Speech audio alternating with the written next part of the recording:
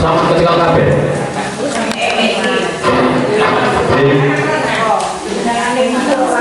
Kalau yang biasa. Enten sing di bawah 15. Enten nggih. Mudah-mudahan boten enten nggih.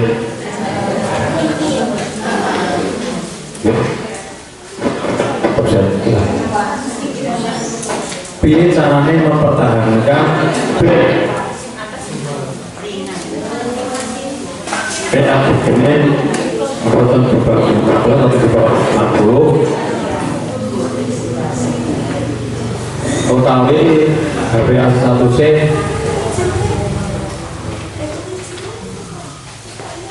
tetap baik, gulanya tetap baik, tiap harinya tetap baik di bawah 200. Caranya pripun? Caranya tetap napa? 3 kali ya. Napa mawon? 3 pola. Pernah dengar toh? Pernah dengar toh? Pola makan. Pola makan, pola pikir, pola hidup. Makannya diatur, pikirnya dipertok, hidupnya dirubah. Simane begaweane turu, olahraga 30 menit.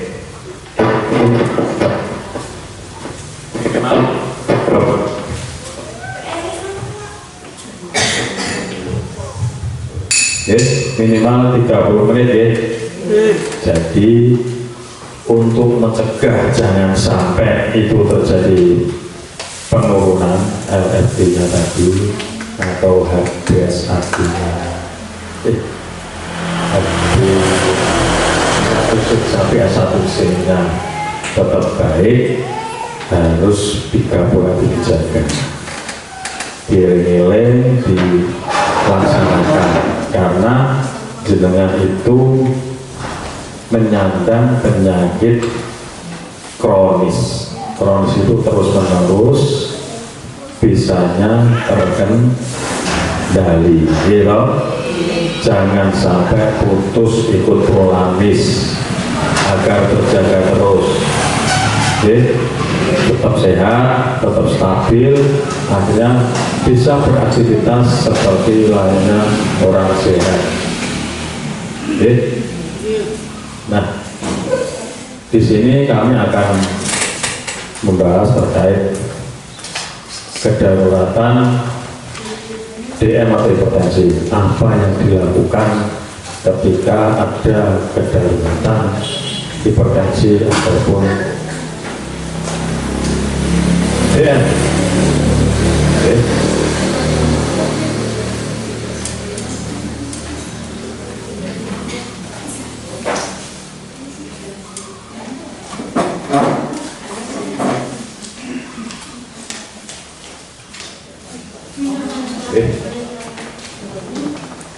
Coba hal-hal yang sering terjadi di masyarakat itu kalau ada hipertensi maupun hipotensi.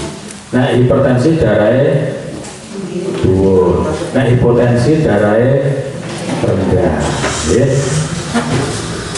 Apa saja yang terjadi pada saat ada serangan hipotensi darah rendah itu biasanya kalau mau nganggap semaput pingsan.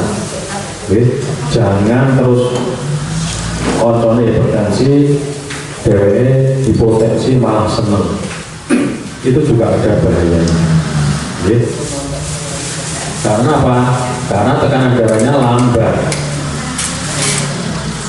nyangkut nutrisi oksigen itu lambat, energinya akhirnya menurun. Biasanya apa yang terjadi? Nah, tuh biasanya sok gliyeng, daerah sok gliyeng kok, sok ngantukan boten, sok naik lugur dodok terus tangi sok perpet-perpet gitu. Ya itu tandanya itu. Dan masih banyak lagi, ada mual, muntah, penglihatan kabur, ya, terus sampai pucat sampai pingsan. Pucatnya kan karena apa? Pucatnya karena oksigenasi di seluruh tubuh lambat berkurang, akhirnya semaput, pingsan, dan menggeh-menggeh berusaha untuk menyerap oksigen. Nah, prinsip jenengan sebagai masyarakat, walaupun hal itu terjadi, bisa terjadi di mana saja ya. Pas arisan sakit, pas nengalas sakit, pas kumpulan opor sakit, pas nendalan di sakit, pas nonton campur salina nonton wayang di sakit. Nah, enten nonton itu adalah kejadiannya pas bengi. Misalnya ada bujuaket, wangkep, kupas kaki, kupatok, kusabuk, angkat nonton wayang. Jadilah pas tensinya pas rendah, aku kok ngeliang berapa bela semua berbuka. Apa yang dilakukan pertama kali? Bebaskan jalan nafas. Kabeh dikandoni, bajunya diberdeh, koncong jaketnya dibuka dilepas, sabuknya dikandoni, sambil mencari pertolongan. Jadi ampun bingung. Setiap kejadian yang darurat, yang penting buatan bingung, buatan bengok-bengok, yang dibungok tambah bingung, kayak ini ditinggal.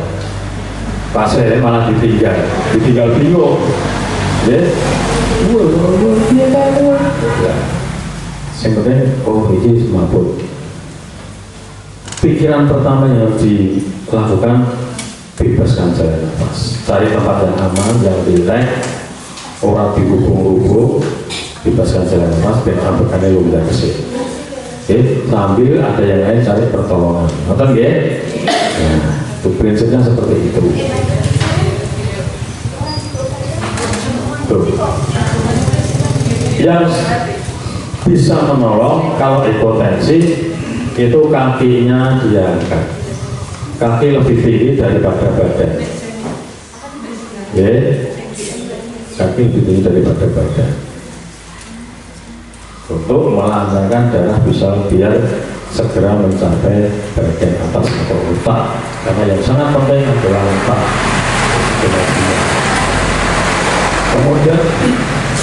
Kemudian yang isi sadar diberi cairan, mobil pos, yang penting ada cairan masuk, hangat apa banyu putih, yang penting jangan sampai dehidrasi. Disedoi alam-alam, yang iso mobil mobil cekuk bentik dan tekis. Nek sampai pingsan, jangan pernah misalnya buatan sadar ya, semaput dibuka ke ratanya bermenawit, jangan sampai diberi cairan masuk. Dulu pernah terjadi terus dicanap, dileboni banyu, itu sangat berbahaya sekali. Berbahayanya nopo? Berbahaya bisa terjadi aspirasi atau air itu tidak masuk ke dalam kerongkongan, tidak masuk dalam lambung, tapi masuknya saluran pernapasan. Segera banyak menggunakan paru-paru, bumpeti, berbahaya, bisa menyebabkan kematian. Dileng-eleng nek semaput pingsan orang sadar, jangan sampai diberi cairan. Tetap saluran nafas, pembebasan saluran nafas dibuka dan ono sing nganggo BH kekencangan yo dikerdoni, penting jangan sampai kalau semaput diberikan cairan. Kemudian Umpama setelah itu dilakukan pertolongan adalah sadar, tidak boleh melanjutkan pekerjaan berat. Kena ngalas umpamanya mancul, kurang sedikit, terus teges, mobil teges, terus dilanjutkan, itu juga berbahaya. Beri waktu istirahat sih, wis pokoknya istirahat sih, ojo nikah. Kemudian sambil dipantau kondisinya, sambil nelpon Bu Bidan. Bu Bidan ini bar semaput ngeten kesane dicek, ditensi, dicek matanya, pernapasannya dicek. Kalau memang sudah baik, istirahat sebentar. Kalau memang benar-benar sudah fit, baru bisa melakukan aktivitas. Nah,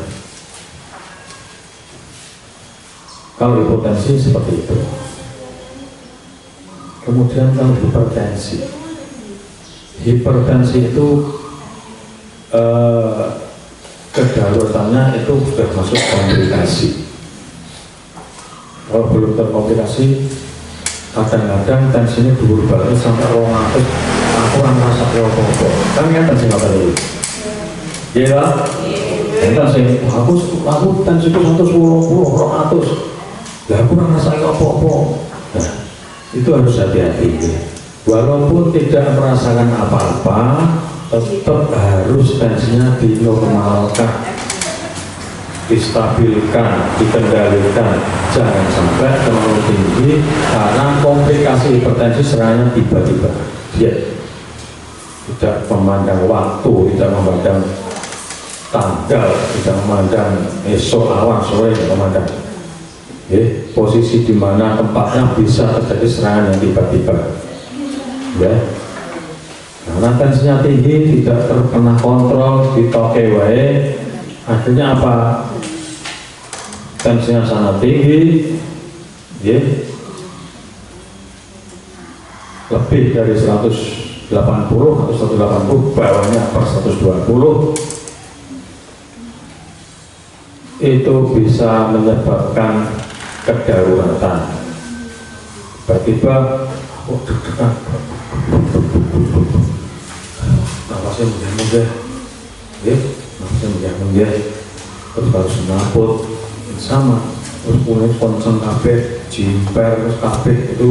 Kalau seperti itu harus segera dibawa ke tenaga kesehatan, tenaga medis, harus segera dibawa. Jangan sampai dipicut di kopek bareng sekolah alas terus adalah bersekolah alas babat golin foto wingi foto mama kok namanya babat malah disuwoke didoni ampun ngantos ya. Kalau memang ada hipertensi, segera dibawa ke tenaga kesehatan. Harus, jangan sampai lebih dari 2 jam, harus dapat pertolongan. Karena untuk menghindari komplikasi-komplikasi yang berikutnya. Nah, kadang-kadang kalau hipertensi itu komplikasinya apa mawon? Jantung, ginjal, stroke. Terus 3 besar itu harus benar-benar diwaspadai dan juga dijaga, harus hati-hati jangan sampai terkomplikasi itu. Yang menderita hipertensi, pokoknya normal, normal, kudu ikut prolaris cek tensi setiap bulan agar terkendali. Bisa ngerti untuk dulu, apa kakean pikiran, apa pola makannya, apa kurang gerak, setiap hari 30 menit laku, terus 30 menit kira-kira, terus 30 menit kira laku balik karo brojo sisan. betul. Nah, ini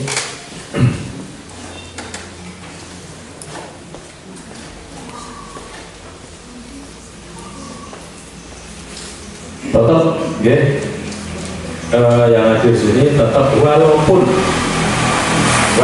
tensinya normal,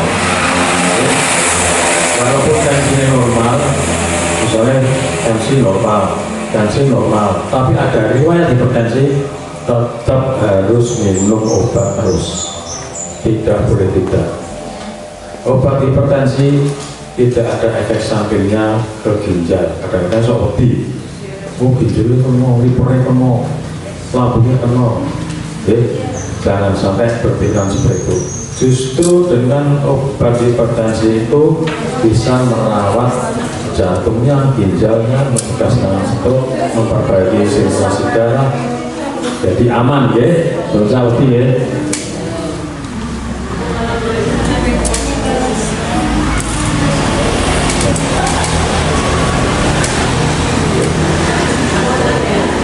Efek-efek dari hipertensi yang tidak terkontrol, gula tidak terkontrol, semuanya bisa kena, baik mata, sarafnya, terus apa iso kena, semuanya bisa kena, paru-parunya, ginjal, otak, jantungnya. Apalagi yang hamil dengan hipertensi harus benar-benar dengan pengawasan.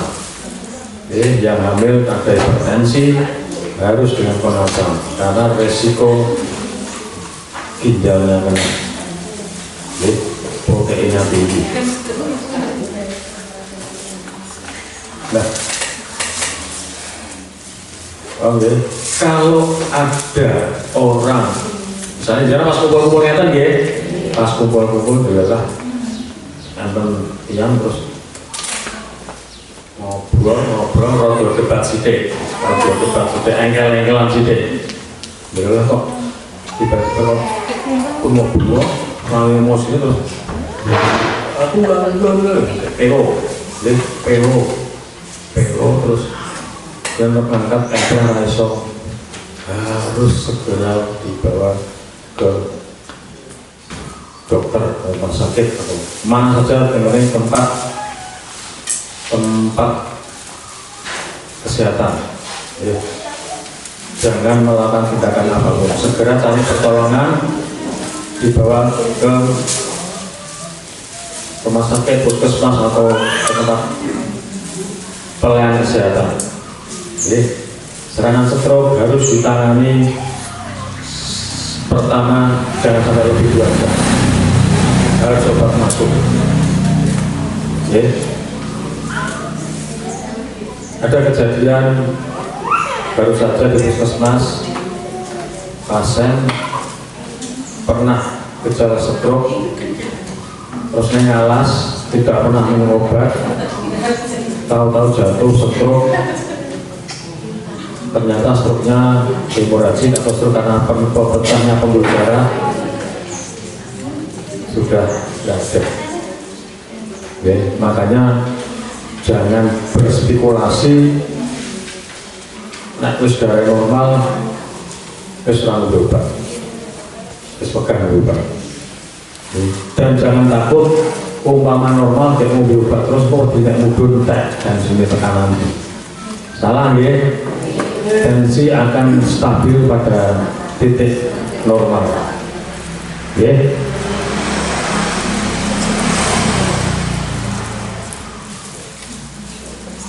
Jadi, misalnya sendiri, tangi turu, kadang-kadang gejala stroke itu tidak aktivitas pun pada saat tidur bisa. Adalah mimpi elek, mimpi dikejar-kejar, kejar-kejar karo bang project, mimpi dikejar-kejar bang project adalah mimpi elek, wah itu kesel, tangi terus. Nanti separuh, ya harus segera minta pertolongan, dibawa ke rumah sakit atau dibawa ke mana saja, yang penting tenaga kesehatan.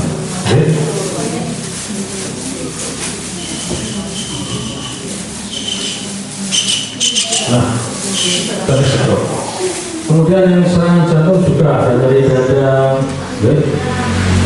Dari dada, sesak seperti dibeleki, ya, seperti tindai, rampak, hampirnya rapetan suling ke. Itu harus segera dibawa ke rumah sakit.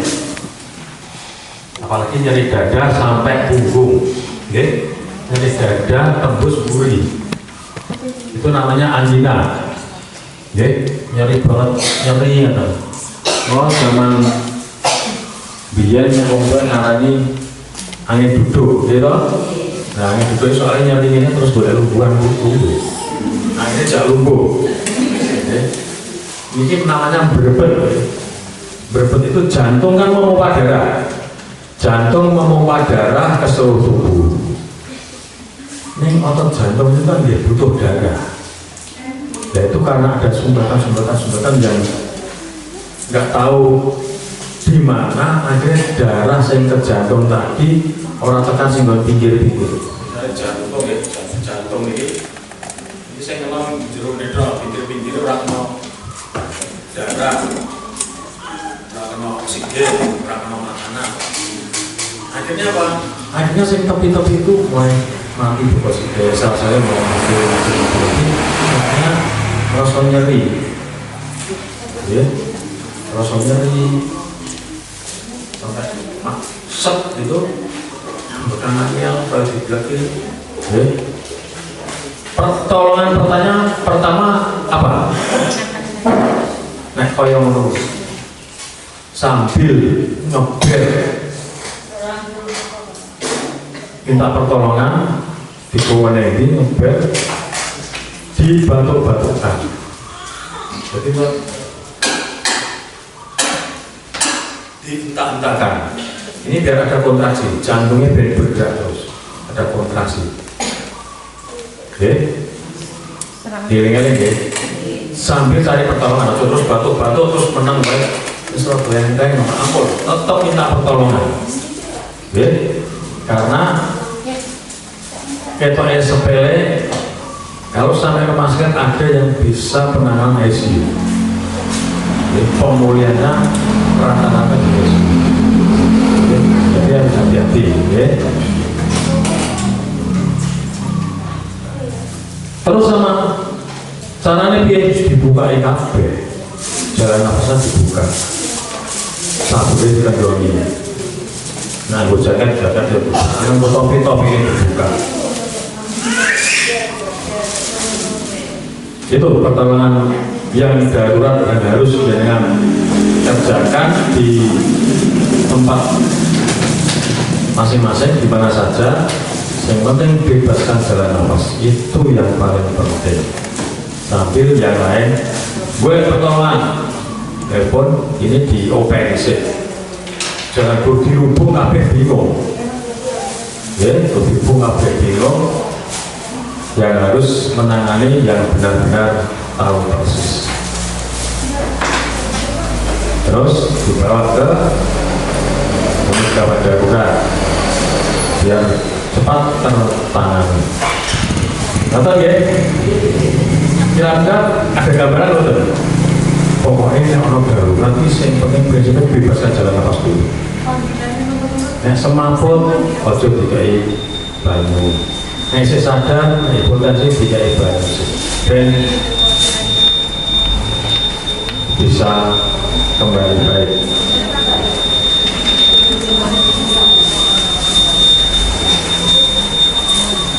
Ini sudah saya jelaskan gejala tanda-tanda stroke, ya. Ini bibirnya orang simetris, ya, mentong ya, mentong.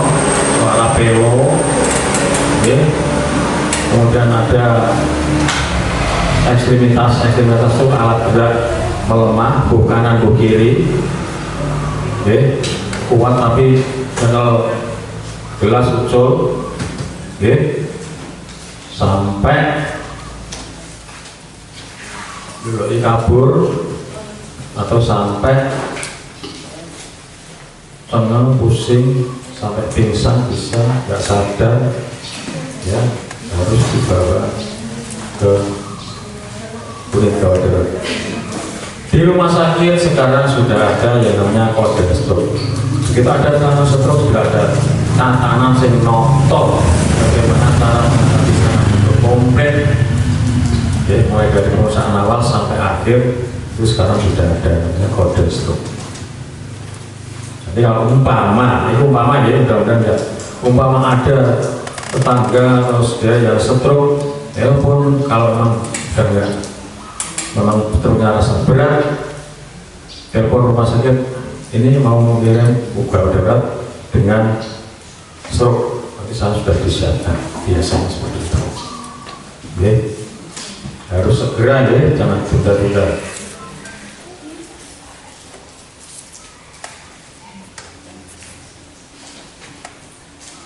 Nah, periode mas penanganan stroke ini penting ya. Ini apabila diduga dengan stroke, langsung ke UGD sebelum 2 jam. Oke, sebelum 2 jam. Karena segera dapat mendapatkan pengobatan stroke. Nih, itu ada serangan, telepon, ambulan datang, berangkat sampai rumah sakit, dilakukan pengobatan. Oke.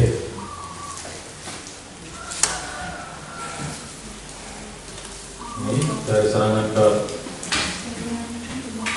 telepon, responnya bagaimana, ambulan, transportasinya bagaimana, kurang dari 2 jam atau maksimal 2,5 jam sampai gawat darurat. Ya, maksimal itu 4,5 jam wis ya, jangan dibawa kemana-mana. Ya, karena apa? Karena harus dilakukan penanganan sesegera mungkin. Ya, ini termasuk larangannya, ya, jangan dipijat-pijat, dikai panganan, ya. Terus kadang-kadang ono sing rada pintar sidik mencoba mengeluarkan darah pasien, ya, dicoblos, ya, kemudian dioyok-oyok, digeblek-geblek, itu nggak boleh karena bisa memperberat kondisi, ya. Jadi harus hati-hati. Prinsipnya semua sistem pernapasan dilonggarkan, intinya memang itu. Jadi kegawat daruratan apapun, prinsipnya kalau di rumah itu yang penting jalan nafas dibuka dulu, kaitannya dengan pernapasan dan jalannya buka, itu bisa ditangani.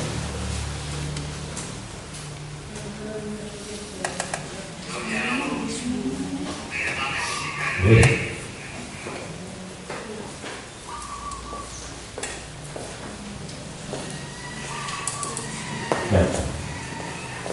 tadi terkait masalah serangan stroke termasuk komplikasi prevensi. Kalau gula hampir sama, nah gulanya rendah, kerendahan, rasanya kayak semaput, berkunang-kunang. Nah memang yang di gula harus semaput itu diubah sih. Air manis, banyu hangat yang manis, ya, yang manis, banyu gula lagi. Setelah itu dicek gulanya, ya, nggak usah takut. Pokoknya ini gula, minum obat rajin, rutin. Kadang-kadang orang mau beli gula, orang mangan, ya, sehingga gulanya turun drastis. Dilakukan asupan gula. Jadi minum yang manis, ya. Maka dari itu untuk yang menderita DM atau hipertensi harus benar-benar dijaga pola makan, pola pikir, pola hidup. harus rutin. Karena tidak rutin, komplikasi itu selalu muncul, menghantui. Ya, terutama untuk gula yang tidak terkontrol atau tidak terkendali, mesti dampaknya ke ginjal. Makanya itu dicek ELFP-nya. Ya, padu filtrasi ginjal, radikal ginjal. Terus penyaringannya ini isek normal boten. Ginjal kan dia nyari. Gulanya dhuwur terus abang. Nggih. Saringannya brojol. Nggih. Nah, itu ya, yang penting itu ya.